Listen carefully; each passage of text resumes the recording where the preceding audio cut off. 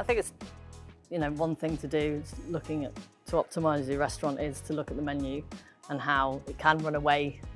With chefs sometimes you get excited. It's great to put new things on and loads of things, and that's all good. But yeah, I think reducing it in the right way, still making it, exciting for the customer. I didn't want a vast menu, but I wanted it to be exciting for people. So I made the strict rule of having so many fish, so many meats, so many veg, and mixing it up and making sure the balance is right. There's meat restaurants, there's fish restaurants, but for us, we wanted a bit of everything and to be appealing to the masses. It's about getting the balance right, I think, of protein and vegetables. And again, not too many things on the plate.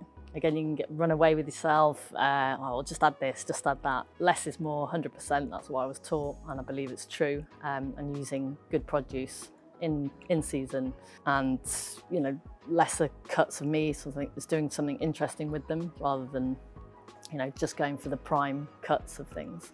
It's about being inventive with things that people wouldn't normally use.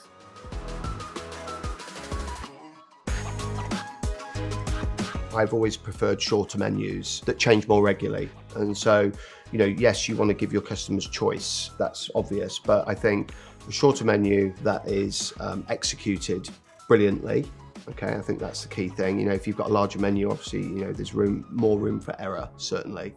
There's more room for waste, and there's more room for, getting it wrong on service because of all the elements. So I've always preferred a shorter menu that changes more often, so therefore the changing still gives your returning customers more.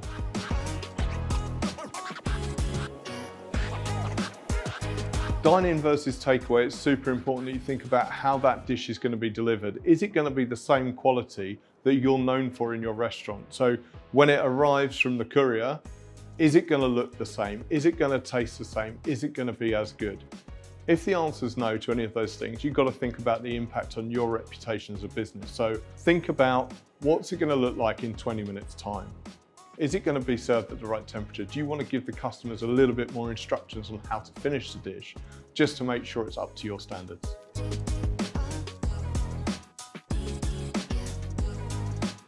When wording your menu, think about what you can do with the different ingredients and how they can be served. So warm salads, hot roasted or cold roasted salmon. So they still get the feeling of heat, but they're going to get a cold dish, so that you're managing your customers' expectations. So it's really, really key that you are managing expectations, also managing your workload.